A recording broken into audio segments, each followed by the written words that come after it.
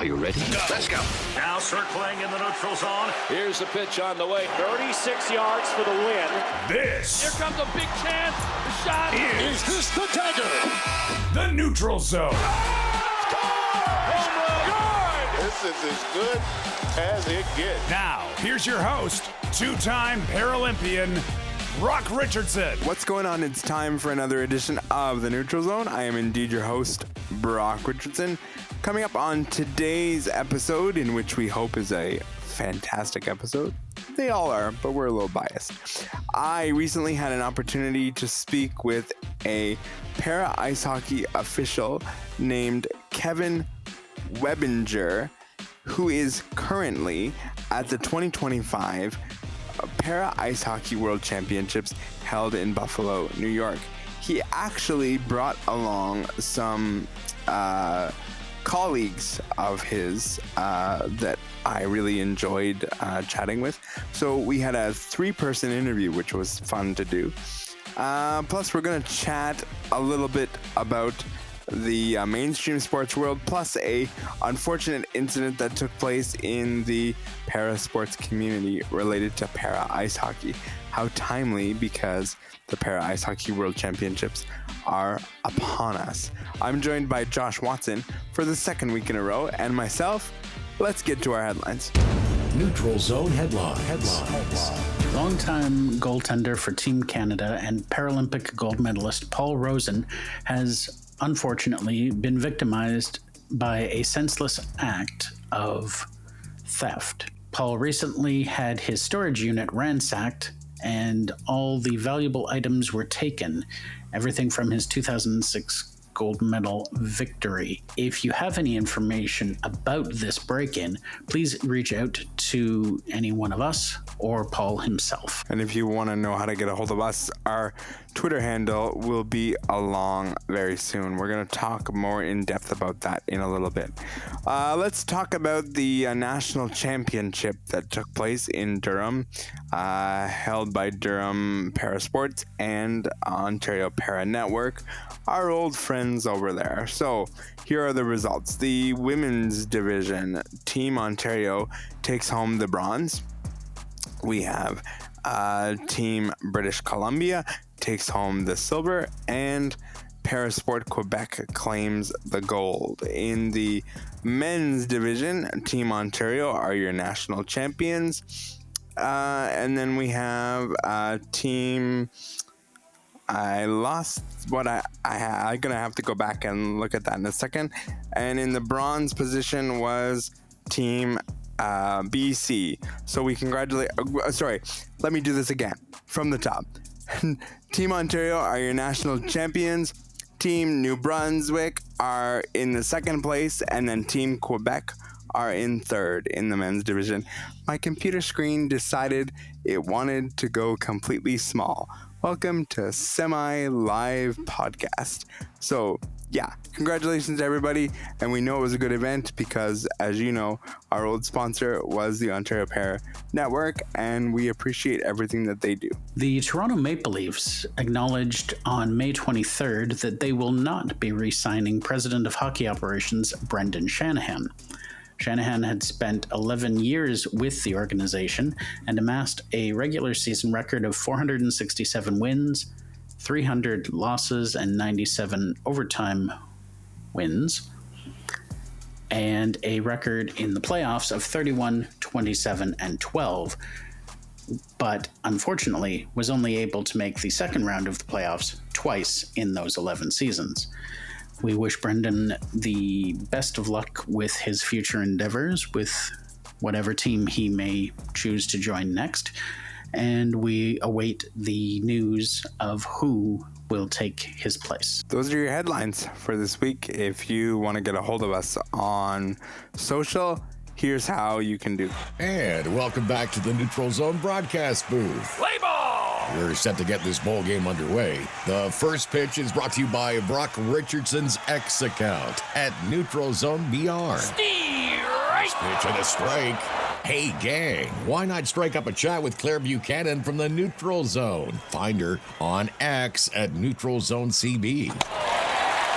There's a swing of the chopper out to second base, right at Claire as she picks up the ball, throws it over to the first base for a routine play. Out! And fans, there's nothing routine about connecting with Cam and Josh from the neutral zone at Neutral Zone Cam J and at J Watson 200. Now that's a winning combination. We are pleased to be joined by para ice hockey referee Kevin Webinger, who is currently at the 2025 Para Ice Hockey World Championship. And this happens to be Kevin's 17th appearance at the World Championship. He also brought along some colleagues. So, Kevin, welcome to the program. And if you could take an opportunity to introduce some of your colleagues, that would be great. Awesome. Thanks for having us. I have two other referees that have been refereeing with me for over 10 years, Matthew Fergabaum and Patty Myers, both from Toronto area, and Patty's from similar. Awesome. We look forward to this conversation. I believe this is the first time we've done three people in one interview, so we're making some history today with this interview, which is fun. Awesome. Let's start with a question to all of you, and we'll go in this order. We'll go with Matt, Pat, and Kevin. How did you become involved with para ice hockey? I think very similar to a lot of us. You either pick up a phone call or get an email either from a local, either refereeing chief or someone in the officiating community. And para hockey being, somewhat new, or some folks not knowing about it, you kind of say yes to an assignment at kind of a local level, and you just get involved to the wonderful sport. So in my specific instance, gentleman that I know and love that's been so instrumental in the officiating program back home is Rick Morphew. About 12 years ago, gave me a call, said, "Hey, Matt, we think you have a positive attitude," which I'll question that off the record. "And would you like to come to a game?" And that was 12 years ago, and more or less, I think the rest is history. So just picking up a phone call, saying yes, and then getting involved in the wonderful sport is kind of how I came about it. For myself, Pat here, similar thing. About 11, 12 years ago, there was a challenge tournament in Toronto. That same thing. I was just asked to do the hockey game, and then it was my baptism by fire. Never did any games before that, and all of a sudden I'm doing two countries playing head to head, and I'm learning the rules on the fly. So that's how I got involved, and it's been 11 or 12 years, and I've enjoyed it ever since. Yeah, it's kind of the same thing for me. I kind of got involved in Calgary, being lucky with all the Team Canada stuff being hosted in Calgary, and got to do a Four Nations event that was kind of thrown by fire. Same thing. Step on the ice with Canada, US, Japan, and Norway, and it was like sink or swim, and happened to do pretty good at it. And then our head boss at the time, Scott McDonald, invited me to do the first A pool in Norway, and have enjoyed this sport ever since. It's just kind of lucky at the same time, but it's been unreal. So it almost feels like in the para sports world, it almost feels like either you're in the right place at the right time, or you have a connection that you somehow figure out that, oh, this exists. And I think across the board in para sports, that's sort of what you often find from one story to the next, which is really cool, which is why we often lead with questions like, how did you become involved? Because even though it's somewhat the same, it can be a little bit different from one to the other. So very cool. Thank you all. Let's talk with Pat with this question. There are obviously some differences between stand-up hockey and para ice hockey. Can you talk a little bit about the course that might be available to become a para ice hockey official? So there's not really a course per se, but there is a rule book specific to the rules for para ice hockey. There is a lot of overlap. So there's a lot of stuff that is the same. So you might just have to learn the differences, or make sure you refresh yourself on the differences. Because at the end of the day, that's the ice is the same, the lines on the ice are the same, the net's the same size. Just some of the equipment of the players is obviously different. But for the rules itself, we're kind of expected to know that on our own. It's a shared document that's accessible that we can read on our own time. If there's any ever changes, they usually update us with that. And then like we are here this weekend in Buffalo, before the tournament started, we sat in a classroom session and we all discussed just to make sure we're all on the same page, and that way we can talk about any rules that maybe we're unsure of, or maybe ones that have been recently changed, so we're all on the same page and we're all applying them the same way, so that way all the officials are calling the games similar, and the expectations of the players and coaches are there too, knowing that we're all on the same page with the rules for the game. Yeah, it's kind of been exciting. This was the first year we actually had an actual officials training camp. Actually, Matt Fergabaum got to go to Korea and teach 18 other officials from all over Asia and Europe. And it's kind of becoming more of a training proper process, just like it would be for stand-up hockey, which is very exciting for us. It's starting to introduce the officials to some fitness, some skating, rule tests, rule knowledge, and then getting them prepared at local events and tournaments, which we've never had before. It's kind of been start at fire, like you get knowledge by somebody who knows you or says something like, hey, this guy can maybe do it, or this female can do it. And then we kind of put you to test on the ice, which now we're actually going through a proper training process, which is super exciting. So I'm not sure who wants to answer this sort of follow-up from me. You talk about the training camp before this event. Is there at any point during the event, and let's take Buffalo since that's what we're, talking about, and that's what you guys are all doing at the moment.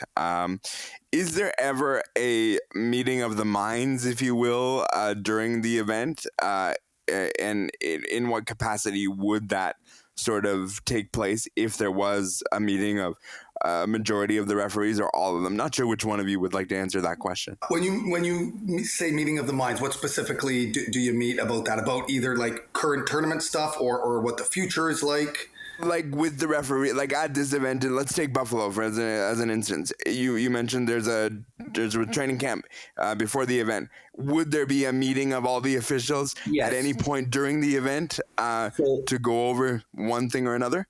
Yeah, so every day is so there's 4 games a day, and our supervisors and coaches, along with our video goal judge, have clips of every penalty, every goal, every position, something that is out of the ordinary or something you did good, something you did bad, need to improve on. And every day we go over it after the games. And even on our off days, if we have chances, we sit and go over, okay, how were the first 2 days?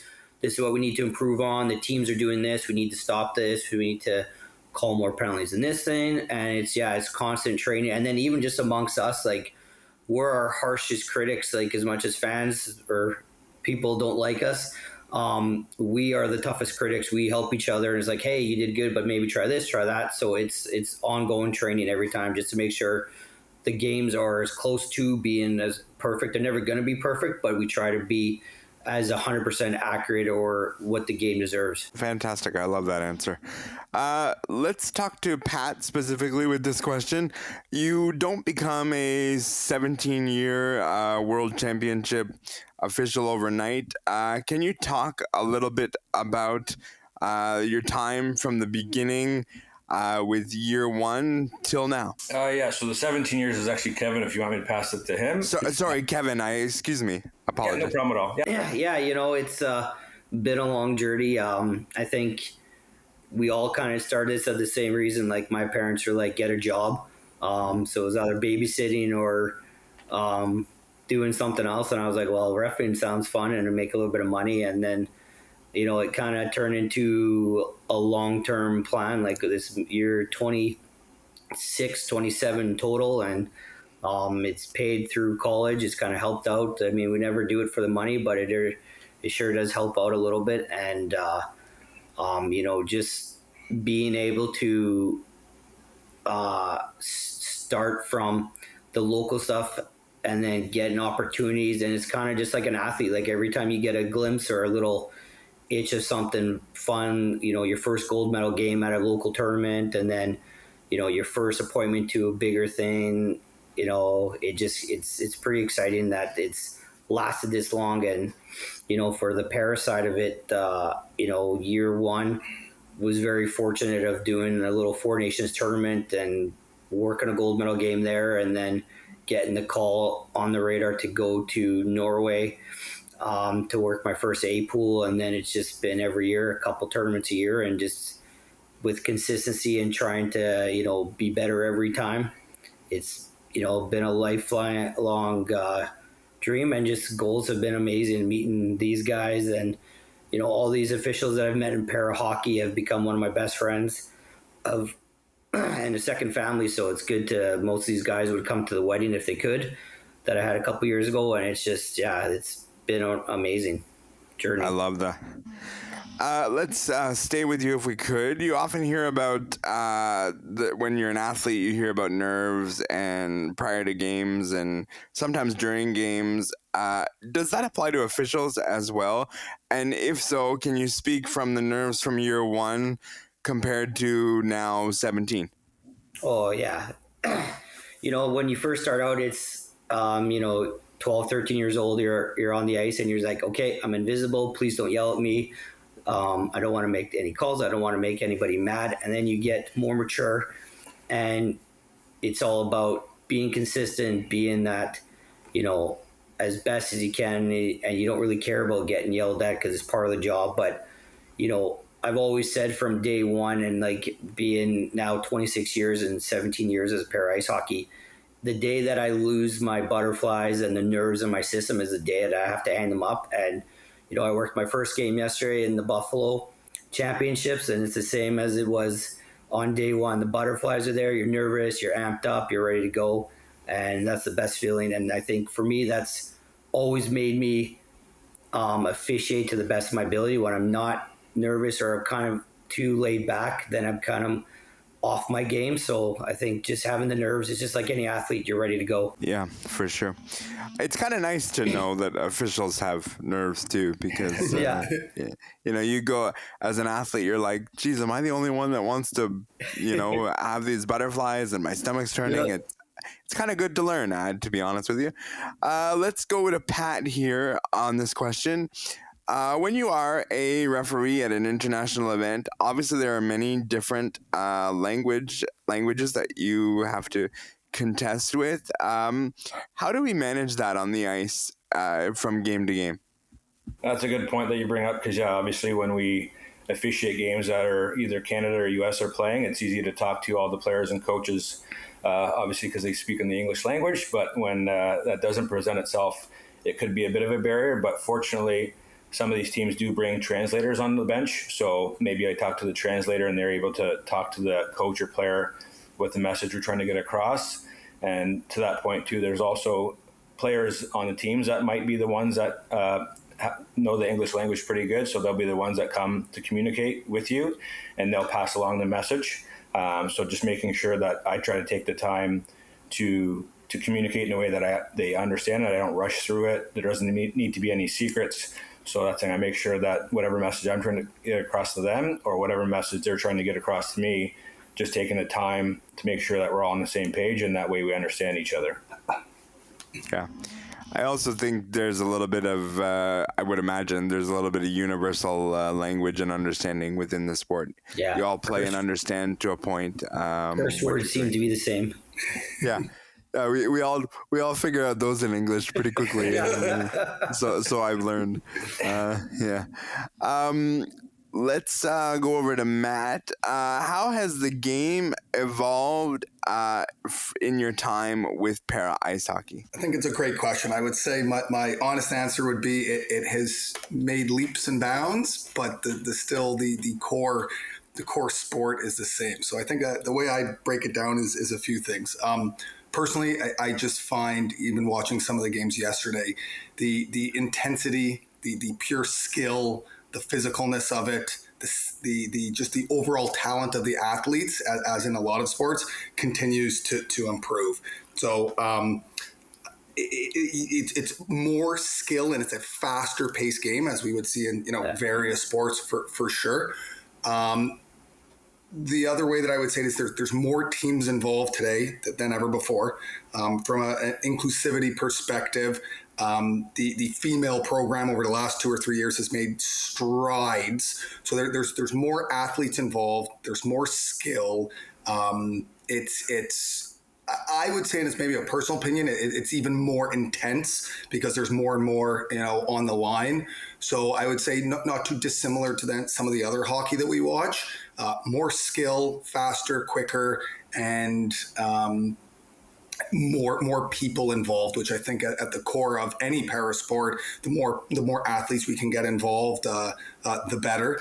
From a pure officiating standpoint, I would say the bar, the talent bar to get into the sport, 10, 15, 20 years ago was slightly lower. It was just more so based on geography or where you lived. At this tournament now, I don't want to quote and give any wrong information, but there are officials from all over the world. So, the bar is higher. There's more of a dependence or more of a need on skating, on fitness, on rule knowledge. So I just think the whole sport has evolved from not only the athlete perspective, but also the official side too, would be my honest answer. Yeah. And since we're talking to three officials, I like the official side of things and how that's evolved as well. It's good that the game has evolved, but officials also have to evolve at the same time. Pat, you are currently at the World Championships in Buffalo. From a referee's perspective, how many games are you, quote unquote, guaranteed on the schedule when an event starts? How many games does an official tend to referee in a tournament like this? Yeah, so there's technically no guarantee per se. There is 20 games over the course of the tournament. For anybody that doesn't know, we still do one referee, two linespersons in the game. So there's 5 referees and 9 line persons here at working the event. So the first 2 days so far that we've had have been 4 games a day. So one referee and one linesperson didn't have to work on one of those days type of thing. We had the extra. So yeah, by the end of the tournament, you could, potentially expect to do 4 or 5 games. But the round robin portion, they kind of make sure they, as in our officiating coaches, supervisors that assign us the games, give everybody slotted into some of these games. And then based on our performance, we're going to be selected for the semis and the finals, the bronze and the gold. So that's where the guarantee doesn't really necessarily apply, because that's based on your performance, just like the teams, right? They have to win their games to keep moving on. The officials that are judged to be performing the highest and at the best will be the ones that move on as well. But yeah, so each official could expect to do 4 or 5 games depending on their performance. Yeah. Let's go back to Kevin. As we've talked about in this interview, you're at your 17th World Championship. What more do you want to accomplish within your time as a para ice hockey official? As the years get going a little bit more and becoming the more senior official, it just becomes, you always want to stay on top and keep pushing to, work the best games. And but now as you get older too, it becomes a training role. Officiating is a weird sport. We're always, when you get older, you're training for someone to be your replacement while still competing with them.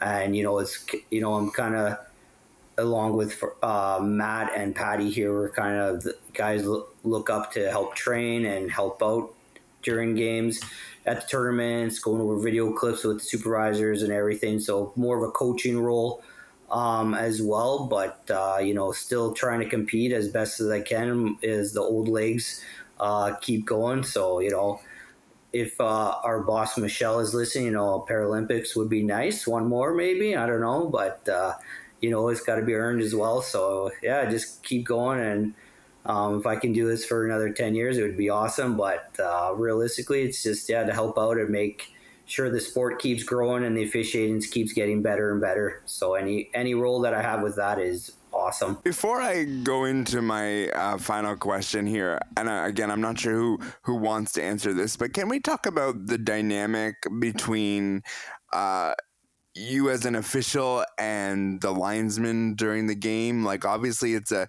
ever-moving, beast. A game of para ice hockey. 45 minutes of game time is a long time. What kind of, situation are you in where you have to like talk to each other and keep each other going within the game? Can one of you sort of talk about the relationship within the 45-minute confines of the actual hockey game?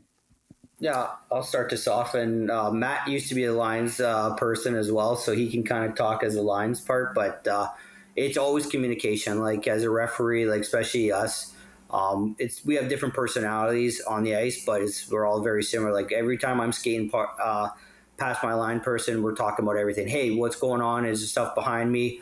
Especially in a 3-person system compared to the 4-person system. Like there's only one ref on the ice. So you guys see everything. So having them always communicate, hey, how much time's on the clock? Where's that player coming from? Did you see that hit? Was that a good hit? Did you have a penalty on there? It was not a penalty. Like we're always talking and saying, but I'm helping them too. Hey, good icing call, good offside, good standard. Let's keep it going. Like it's almost like we're our own best cheer squad. We're always pumping each other up and just trying to, especially like referees skating a lot and going there. The lines are there to be like, hey, keep going. We're almost there. Period's almost over. So it's constant throughout the game.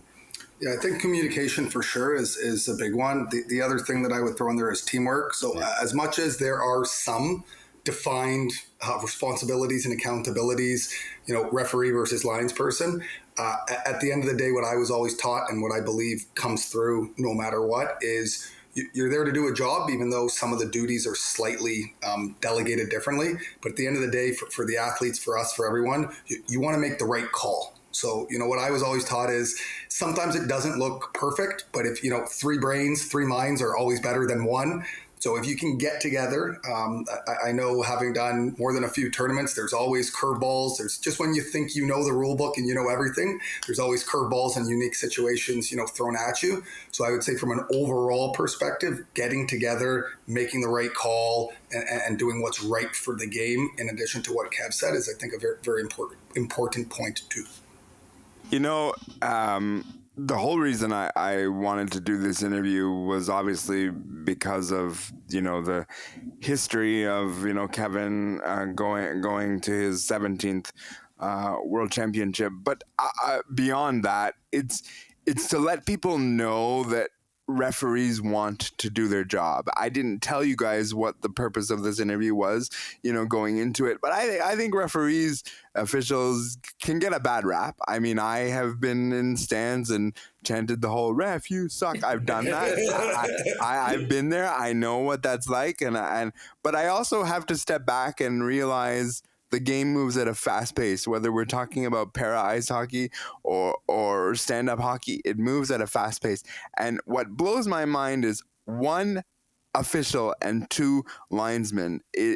That is in and of itself, wow. And I would think that the pace is moving towards the point where it needs to be 2 and 2. Are we going to see a world? Maybe we'll start with Kevin on this one. And if anybody has comment, are we going to see a world where we'll eventually go to 2 and 2, like 2 referees, 2 linesmen, or is it just a numbers game?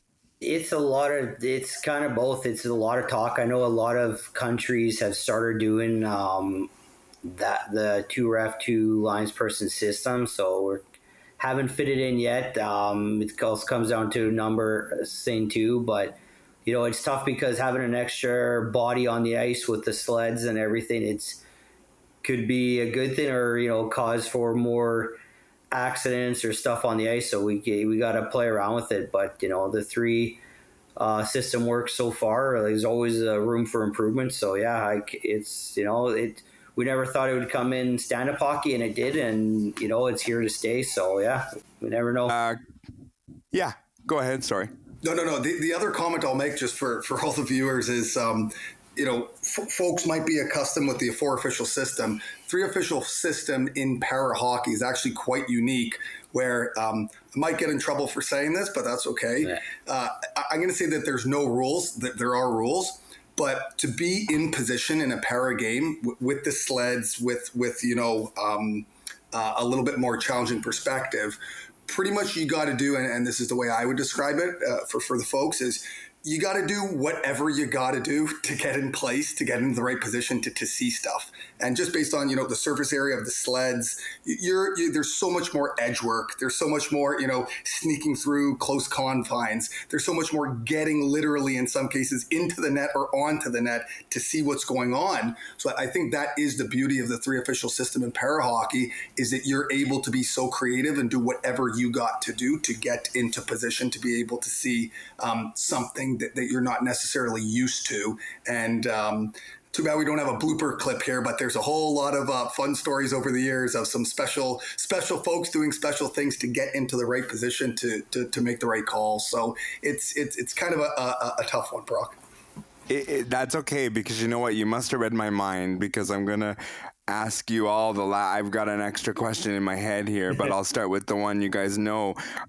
What have you all learned about yourself as a para ice hockey official that, but for this role, you otherwise would not have? Let's go in the order of Kevin, Matt, and Pat for this one. It's just, you learn so many different skills that have now come into personal life, like as an official general, like communication skills, learning respect, gaining respect, earning respect, all from the sport people around you. It's without this sport, I wouldn't have met, most of these officials. And it's kind of cool that anywhere in the world that I travel with my wife or family, I have a place to stay at. You meet all the best people. It just, without the sport, I wouldn't have met half of the people involved. And just, there's so many life skills with the communication aspect, and just being able to apply to, my role as a nurse back home and everything else. It's been pretty spectacular over the last 17 years. Yeah, in addition to that, I'll say one thing that I've also learned is, be yourself. We got folks, whether it be athletes or our fellow officials from all over the world, all have different experience, all have different personalities. And be yourself, be the best that you can be. But it always amazes me, each and every one of these athletes has a different story, has a different background, and just to see in some of the players, the tenacity, the perseverance, the love for the sport, I really do believe that's contagious. And just to be out there with the athletes, with, your fellow officials, and being part of, such an amazing sport like this, it just teaches you, like I said, the tenacity. But then again, as much as there's very high pressure moments, at the end of the day, I'm a big believer, you got to have fun. We all do this to have fun. We all do this to work together. And some combo of being the best that you can be and making the most of individual moments is, I think, one of the major takeaways I've taken from the wonderful sport that we have the pleasure of officiating. For me, maybe not so much about learning about myself, but just reflecting kind of back to almost the question you started with, and just thinking that, if I would have said no to the original offer to referee para hockey, then all these experiences that I've had all the way through would have never happened, right? So just being, happy with myself to be open to the opportunity to try something new, because when I started officiating, it wasn't, my first thought wasn't para hockey, but now that I said yes to it, it's been, like I said, 11 or 12 years of some really good experiences, meeting a lot of good people, getting the chance to see different countries, different cities. So yeah, I'm really happy that, I was open to the opportunity back in the day. So anybody listening that's thinking about it or gets an opportunity to, I would say, don't close that door, because you don't know what you might be missing. And I'm happy I didn't close that door, because I've enjoyed, 11 or 12 years of doing para hockey now. Yeah, para sports has this way of keeping people in and keeping people wanting to be a part of it. So I'm not surprised by all of your answers. I have one final one for all of you, and it was mentioned a couple of questions ago. There are those moments that are memorable, whether funny, whether, just heartwarming, whatever. Is there a moment in all of your careers that really stand out to each of you? Let's go in reverse order from the last question. Let's go Pat, Matt, and Kevin on this one. Yeah. And then to kind of get, thrown into the deep end of the pool right off the bat by doing the A pool was a big learning experience for me. And I think that helped that, I got to see, the best countries playing and in this same venue that we're here this weekend. And at that point too, we had a lot of officials that had already been with the sport for a few years. So looking towards them for their experience and their guidance helped me learn quicker, I guess, and in that aspect. Because like I said, I had no experience with the sport. I did one tournament with 2 or 3 games, and then all of a sudden I'm asked to come do the A pool, right? So I think that was my most memorable experience. Was obviously I left enough of an impression on that first challenge to be asked to do another tournament, and then just ran with it from there. So it's been fun. I think I'll give 2. One will be a little bit more recent, as recent as yesterday. We worked a game where I took quite a spill. Poor lines person got cut, and we were kind of joking that we wonder if there's enough medical staff to keep us going through the rest of the game. So those are kind of the more, and thank goodness everyone's okay, but that's a bit more of the funny side of it. On a bit more of the serious side, I would say, I had the pleasure of working the bronze medal game in 2018 in Pyeongchang. That was Korea, of course, the host versus Italy, and worked the game with Jonathan Morrison, who in my mind is one of the best referees to ever have worked the sport. It was his last game before retirement, and I got to work the game with Matt Clark, good close friend of mine. Game was a nail biter, came down to the last few seconds, and it was a 1-0 win for Korea. And to see in that moment, as soon as the buzzer went, the sheer emotion from everyone in the stands, from the Korean players, from the Italian players, it's kind of a memory I have ingrained in my head that I'll never forget, of just the sheer excitement, joy, heartbreak, everything bundled up into one thing. And it's one of the main reasons we do it, is for those very special moments. So I think, Brock, that's what would stick out for me. Yeah, that's kind of, he sold out when I was watching that game in the stands, and just seeing the 10,000 fans in Korea was pretty amazing. But yeah, I think for me, it's kind of the same thing. Being able to work my first tournament in Norway, getting a trip as a young guy internationally, it's just surreal once you get there. And then, of course, being asked to go work your first Paralympics is just amazing. I think it doesn't even have to be with the para ice sport. Just being at the opening ceremonies and seeing that you're with the greatest athletes of all these different sports is just mind-blowing. Like, you see it on TV all the time and you watch it, but being there and seeing how proud the athletes are, and we consider ourselves athletes too, and it's, we're the best officials being asked to come to this sport and at this time, and that was pretty amazing. That's always my thing. And of course, getting taken out or watching your fellow officials go down is pretty comical too. That's where I would skate by and go, well, that'll be a reel later. Yep. Yeah, that's a thing. Gentlemen, thank you so much for taking the better part of a half an hour and really talking about the sport. And I want to wish you all good luck in the event, and I hope all goes well and there's no more spills, nobody gets hurt. And thank you again for taking the time to do this interview. Thank you. This has been amazing. Appreciate it. I was joined by Matt, Pat, and Kevin. And again, special shout out to Kevin for his 17th World Championship. That is a feat like no other. And I just want people to take away and understand the fact that the Matt, Pat, and Kevin, as you heard over the last 30 minutes, are human beings. Yes, they are officials. Yes, they are to do a job. Yes, all those things. But they are human beings first and foremost. So we thank them again for taking the time to do this interview. So as you just heard, I just had an interview with 3 officials who are going to be, or who are at the World Championships in Buffalo. The day I interviewed them, it was an off day for the event, so I had an opportunity to interview the 3 gentlemen.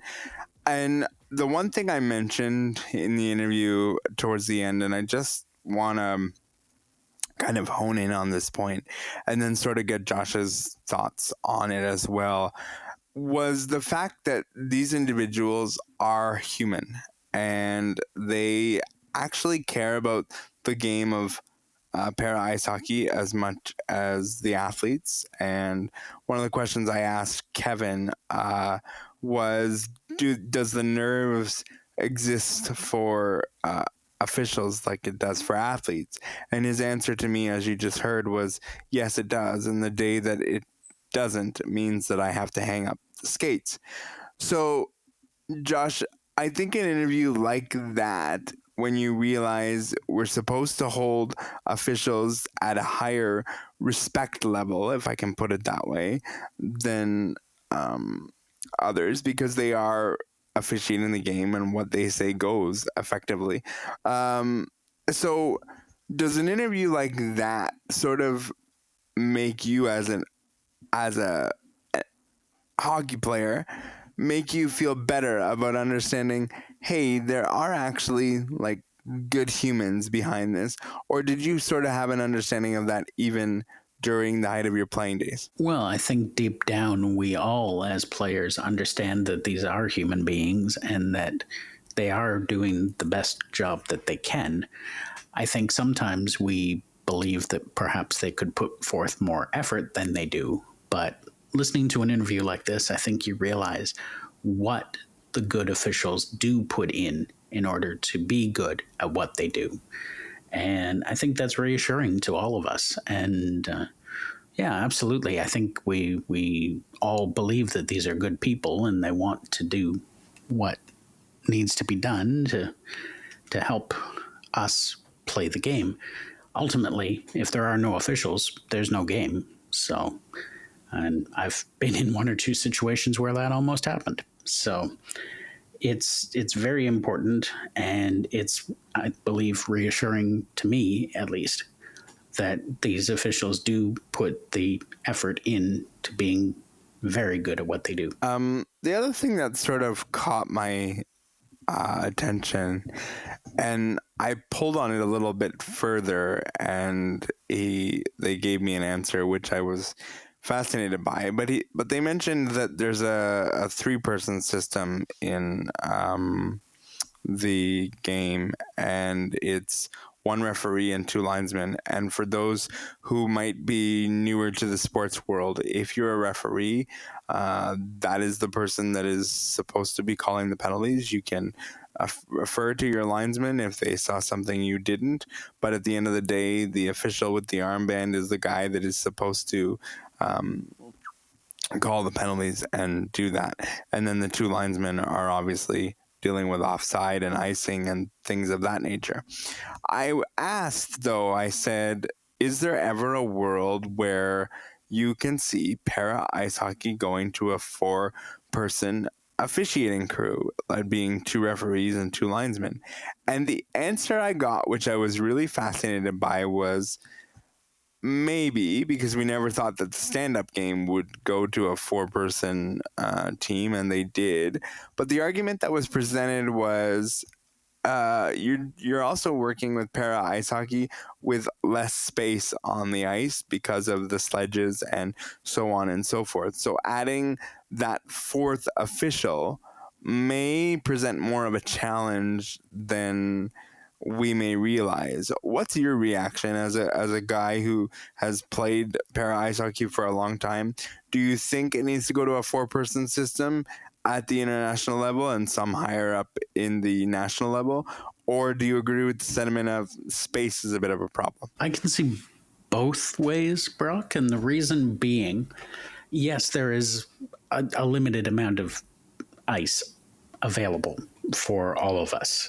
When you get 10 players on sledges, plus you've got the 2 linesmen and you've got the referee, there's a lot of bodies on there. And unfortunately, officials in many cases are trained as they come up to do certain things. So for example, you might see an official, usually a linesman, drop a puck for a face-off in the corner, let's say.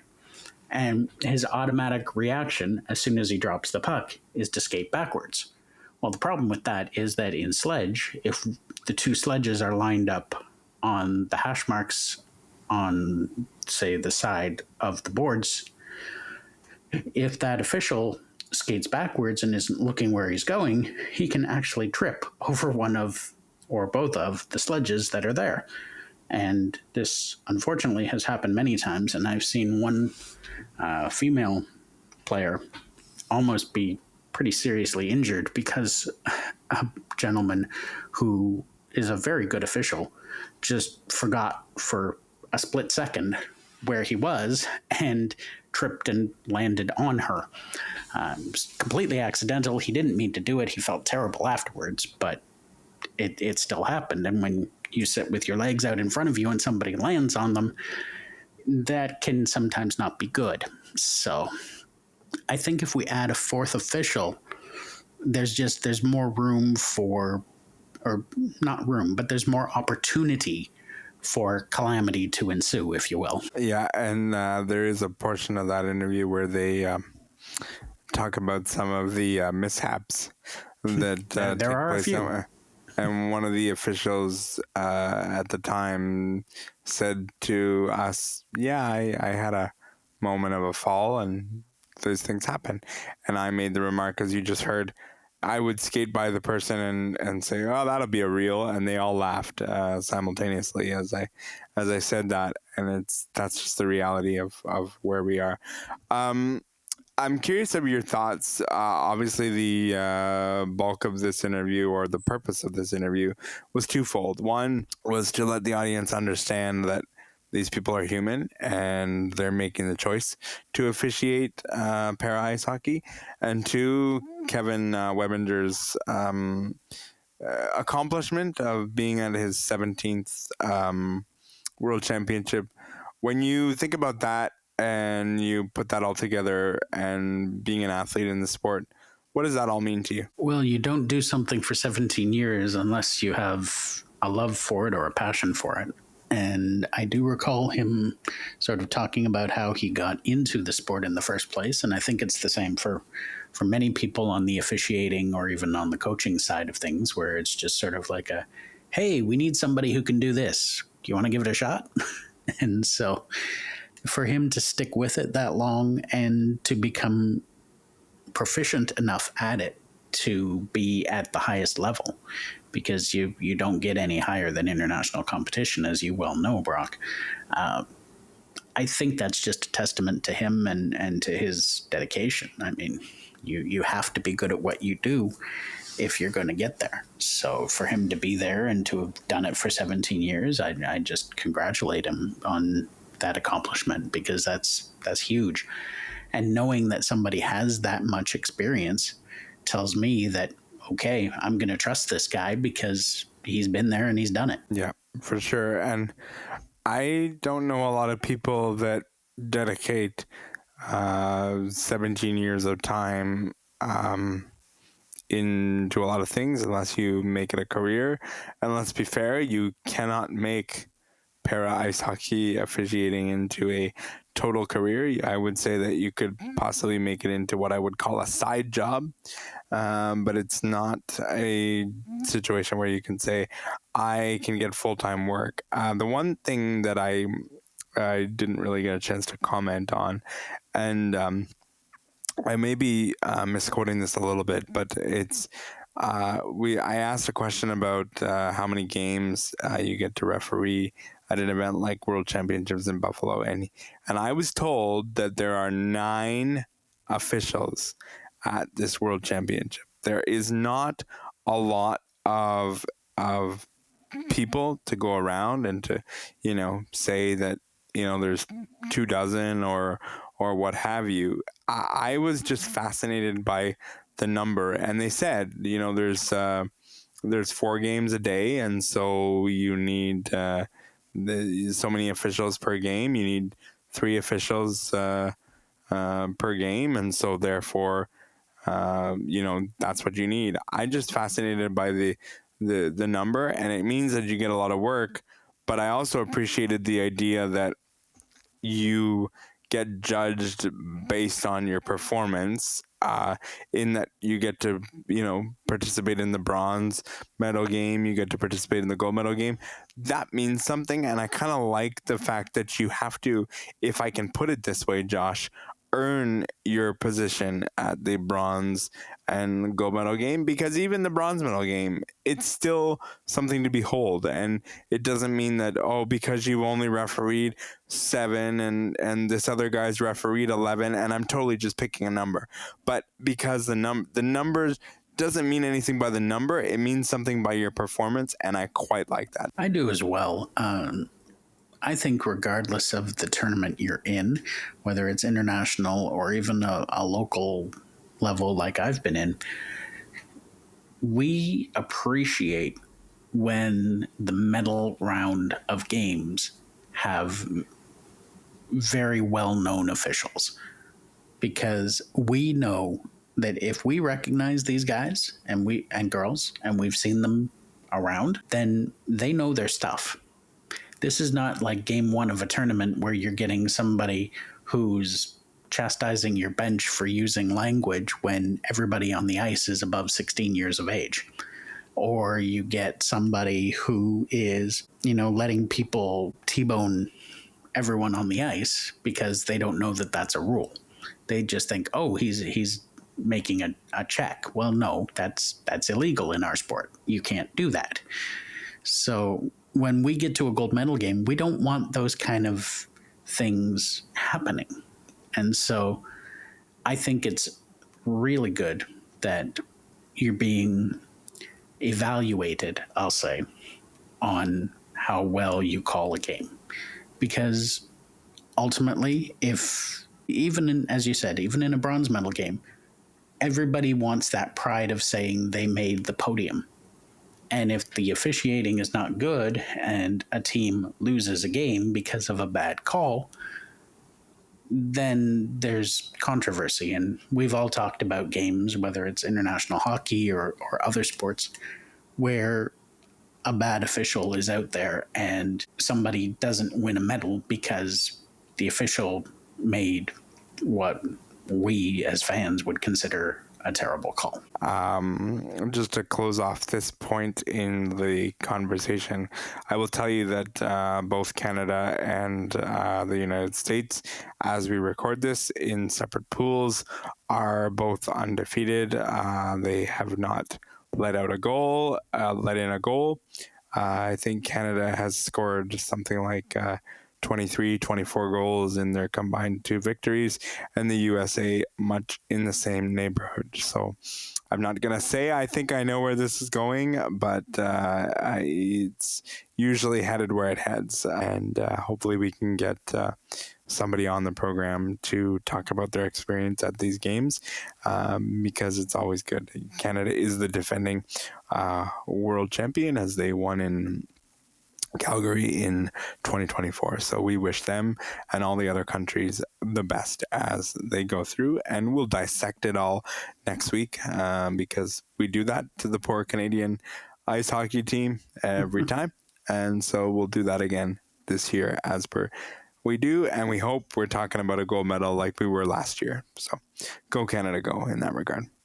Yes. Something of a little bit of more sad news is exactly what Josh mentioned in his headline, and that is the fact that longtime goaltender Paul Rosen, gold medal winning goaltender from 2006, Paul Rosen had his storage unit ransacked. He had every valuable you can think of taken. And he, in a lot of social media posts, he has said things like he has little faith in humanity, because this isn't the first time this has happened. This has happened a few times, so I understand. He's lost a bunch of masks with a bunch of player signature. He's lost his goalie glove, which he says that was what helped me win the gold medal in Torino in 2006. I have some personal experiences through a friend of this type of thing. A competitor of mine, a friend of mine, who I used to compete along with. She had her Toronto 2015 medal stolen from her, and it was given back through alternative means, not the original one that she had, but it was a replica. And one of the things, Josh, that she said at the time was, it's great that I have the medal back, but there's no sentimental value to this medal. It's just the color of the medal. It says Toronto 2015. It's all those good things, but the sentimental value is gone. And I think where I get a little sad for Paul in this situation is, what is the value to somebody else doing what they did? Like, there's no value to somebody else taking his catching glove. There's like, why must you do this to people? Like, I don't get it. And I know it was a bit aggressive and I understand, but I side with him. Like, these are the moments where you're like, man, I lose faith in humanity. And that's a terrible, terrible place to be in. Absolutely. It's just, it's sickening, quite frankly. It really is. People take these things and they don't understand.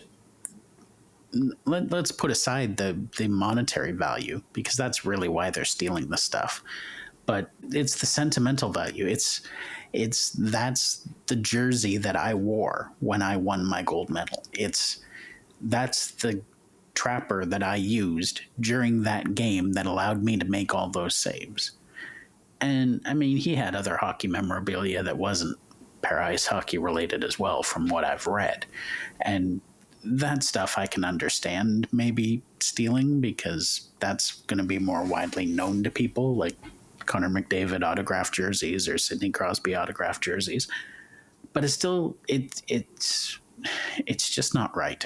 And how desperate do you have to be to rob someone of something that means more to them than it will ever mean to you? Yeah, there has to be some kind of thrill you get, a kick, something in the moment of you doing it. Because I have to think that you would go home and realize, what have I done and why did I do it?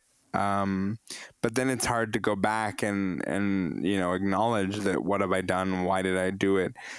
But it blows my mind that, like, you would do that. And in the situation that I know of, it went even further, where she got the medal at a bocce blast that same year, but it was a little bit later.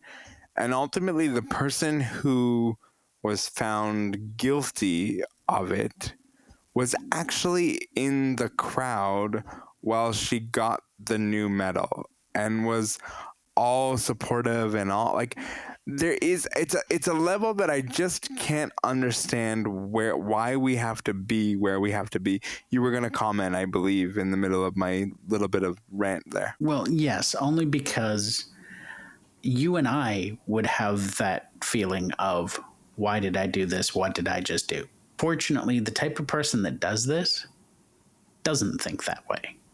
They think of it as, oh, wow, this is all valuable stuff. I'm going to get lots of cash for this. And they probably think they can buy lots of dope or whatever they want to buy with the money they get for it, unfortunately. So it's fine for us to sit there and say that they might say, well, what have I done? But really, that doesn't enter a criminal's mind, unfortunately. And the other thing I would just add, this has happened to Paul more than once. And it happened to your friend or your teammate. And as you said, it was somebody that she knew or was in the crowd when she got the replacement, the medal. Like, that's even lower than low, quite frankly. To know that you were in the crowd and you were cheering for her and supporting her, and then you go and steal it from her? Come on. What kind of pond scum do you have to be? It's just, you and I will never understand why people do these things, because we're not the type of people that will do it. And I would like to go out on a limb and say 99% of the people listening to us talk about this are like, I wouldn't do it either. And exactly. I get where they're coming from. Yeah. And for somebody to steal from Paul, again, I feel like they have to have known it was there. They have to have seen him putting things in it, or they have to have known him to know what was in there, which again makes it lower than low. I promised myself this week that I would try to stick to time as much as I could, because Josh and I last week spoke for an hour. Long. Which made it for an hour and 20-minute podcast. And so we appreciate once again if you were there with us, but I promise you I'm going to keep it to as close to 30 minutes as I can.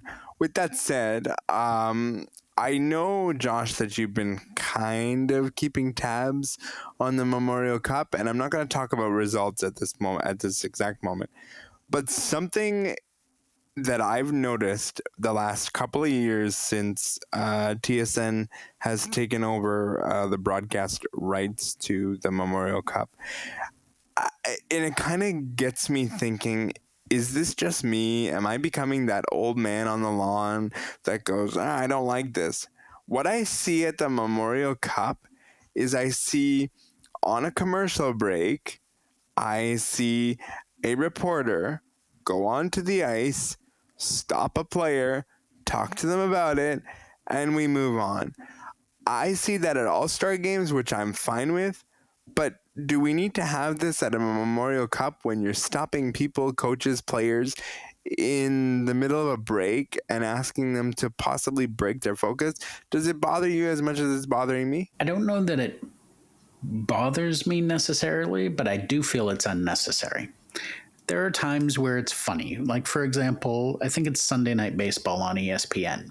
They'll mic up a player, and they'll do an interview with him while he's on the field playing. And there's some hilarious moments that have come out of that, like the shortstop for the LA Dodgers a couple of years ago who said, sorry, guys, I'll answer your question in a second. Just let me make this play. And he grabs the ball, throws it over to first, and gets the out. That's kind of cool. But to stop a 16, 17, or 18-year-old kid and talk to him about the game he's trying to play, that's a little ridiculous. Maybe do it in the NHL where they're at least professionals, but I don't think it's necessary at a Memorial Cup. No, I don't either. And it's, I just think I know that there are people that say, oh, I like, the mind of the player and the athlete and the coach right away. And I'm with you, but I'm with you in the sense of an all-star game. Even the mic'd up player during the game doesn't really get to me in the same way, because you're not really interrupting their mode. You have a microphone that's attached to them and they're able to do, but you're asking people to break their focus, and I don't know. It's just not enough. And I am a huge proponent. I can hear my mentor, Kelly McDonald, in the background. You're Mr. Behind the Scenes. You share behind the scenes. Yes, I do. But I don't know that you need to break focus because you want to get that hot moment, like what happened with that hit or that pass was beautiful. I don't need to know that in the moment. That's why we have media scrums afterwards. I'm fine with scrums, right after the game. Go and shove a microphone in their face then if you must. But in the middle of a game in the first period, let them play the game. I don't need to see this. And I'm finding myself, Josh, getting upset when I see the poor reporter that's only out there because this is your job. At this moment, you must do this. And it's like, don't make them do that. Please, please don't. And this conversation has inspired today's episode, which is called Breaking Focus, because I just don't know that you need to break focus. Would you as an athlete now take this and understand we don't know what they sign or what they agree to going to the Memorial Cup, so I have no idea. But if you had the right to refuse, would you refuse it in that moment, or would you go, okay, I guess I'll skate over here while they're shuffling the ice and I'll oblige you with your interview? Would you partake, or would you go, no thanks, I'm in the middle of my game? I think I would do it if I had respect for the reporter. If the reporter and I had a good rapport and we had done interviews in the past, and I liked them. But just Joe Blow from local cable access, no. Sorry, I'm busy. Like, talk to me after. I'll give you half an hour after the game if I need to, but don't bother me while I'm playing. Although, as a goaltender in pair ice hockey, I do think it would be kind of interesting to be mic'd up during a game and just have somebody talking to me and asking me questions as I'm playing. But that's maybe a different thing because I'm in a different mindset there. But yeah, just in general, no, I wouldn't want to do it. And I'm fine with the miking up. I don't like it in the middle of it on the commercial. I just don't like it. And I haven't seen them try to interview Dale Hunter. And I suspect the coach of the London Knights. And I suspect that's for a reason because Dale Hunter probably says, I'm not doing it. I think you probably are being nice to say that he said, I'm not doing it. I think he probably looked at them and said, I will bite your head off if you come anywhere near me right now. Yeah, totally. And come to think of it, I'm not sure I've seen his players get interviewed either, to be honest. Well, maybe that's it'd be interesting to see what happens their next game. Anyway, I told you that we were running out of time, and that is entirely true. We are out of time. That is the end of our program for this week. I'd like to thank Josh Watson. I'd like to thank our technical producer, Mark Aflalo. Stay tuned for next week because you just never know what happens when you're into the neutral zone. Be safe, be well.